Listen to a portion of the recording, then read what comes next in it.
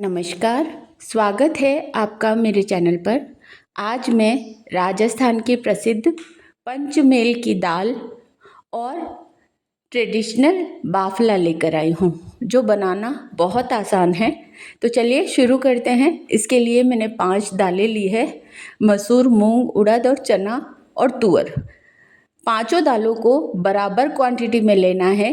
अगर आप 1 कटोरी लेते हैं तो 1-1 कटोरी पांचों दाल लेनी है, और अगर आप 1-1 मुट्ठी दाल लेते हैं तो बराबर इस दाल को लेना है। या आप 10-10 ग्राम के आसपास भी लेना चाहते हैं तो भी आप बराबर क्वांटिटी में इस दाल को ले लें।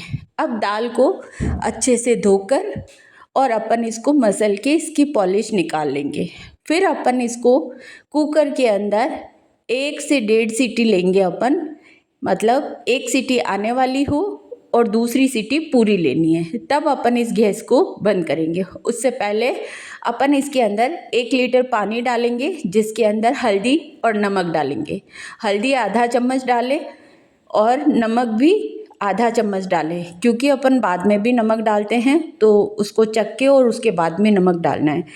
अपन नमक यहाँ पर दाल गलने के लिए डाल रहे हैं, क्योंकि चने की दाल को बनने के लिए थोड़ा टाइम लगता है। अब अपन सीटी आएगी तब तक अपन बाफले की तैयारी कर लेते हैं। इसके लिए मैंने 2 कटोरी गेहूं का आटा, 1 कटोरी मक्की का आटा, 1 कटोरी से थोड़ा सा कम या आधी कटोरी कह दीजिए, उतना अपन ने बेसन लिया है। और अगर आपके पास में मक्की का आटा नहीं हो तो आप 2 चम्मच सूजी डाल दें। फिर 1 चम्मच मैंने अजवाइन ली है, जिसको हाथ से क्रश करके और इसमें डाला है। 1 चम्मच सौंफ डाला है। सौंफ का भी बाफले में बहुत अच्छा स्वाद आता है, ट्रेडिशनल जो स्वाद है वो। फिर मैंने साबुत धनिया लिया है 1 चम्मच। 1 चम्मच मैंने हल्दी ली है कलर के लिए, अगर आप हल्दी नहीं भी डालें तो चलेगा। नमक डाला है और मैंने मीठा सोडा डाला है आधा चम्मच। 1/4 चम्मच डाल दें आप मीठा सोडा, कम ही डालें क्योंकि फूलती है बाटी उससे और सॉफ्ट हो जाती है।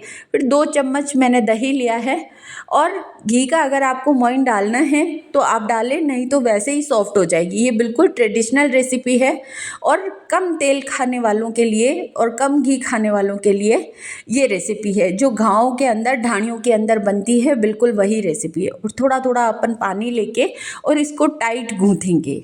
इसको रोटी से बहुत टाइट गूंथना है ताकि अपनी बाटी अच्छी सॉफ्ट बने।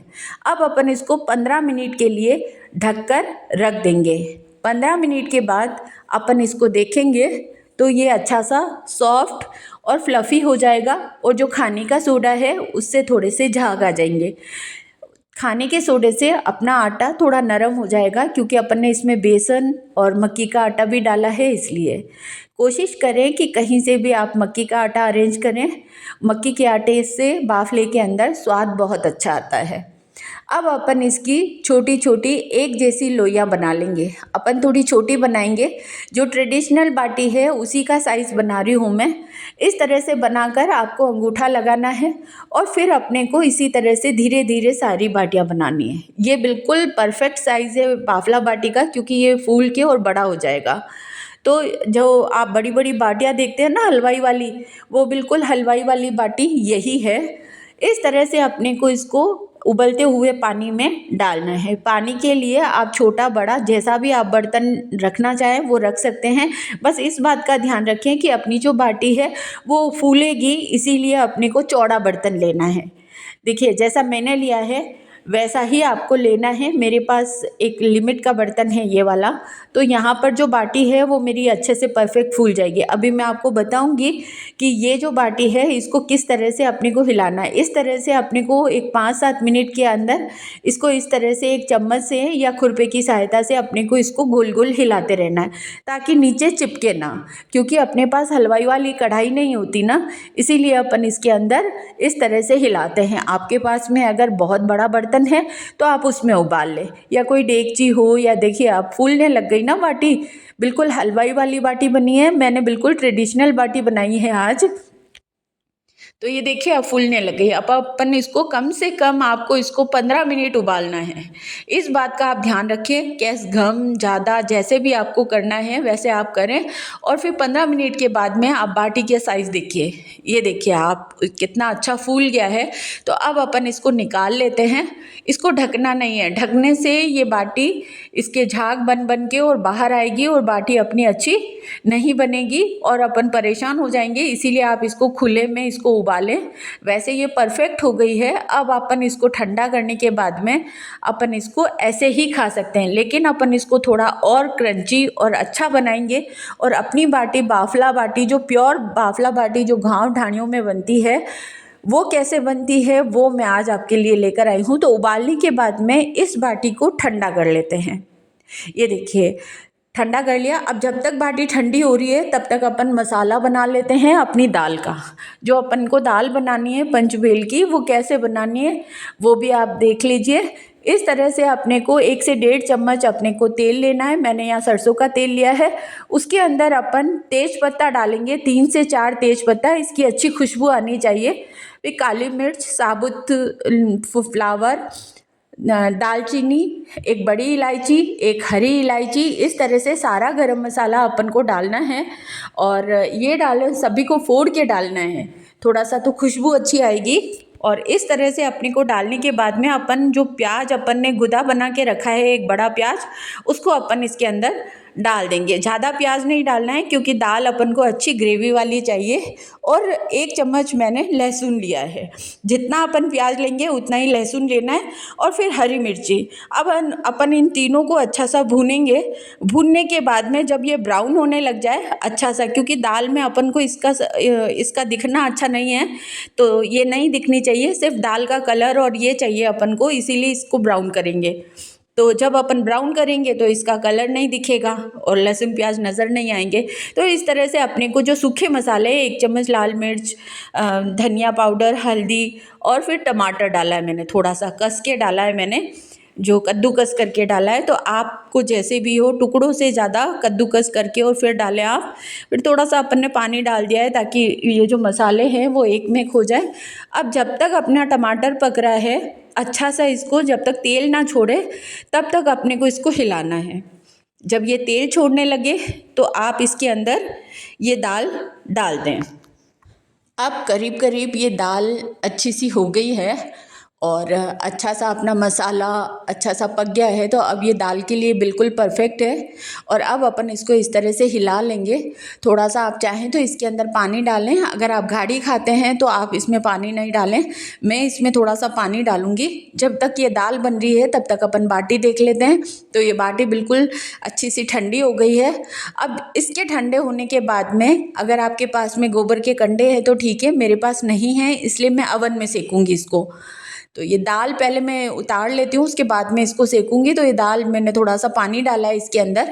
आपको जितनी पतली दाल करनी है उतनी करें, गाढ़ी चाहिए तो गाढ़ी, ये आपके ऊपर है कि आप कितना डालते हैं। वैसे मुझे ये दाल का जो टेक्सचर है वो अच्छा लग रहा है, इसी तरह से मैं हमेशा बनाती हूँ।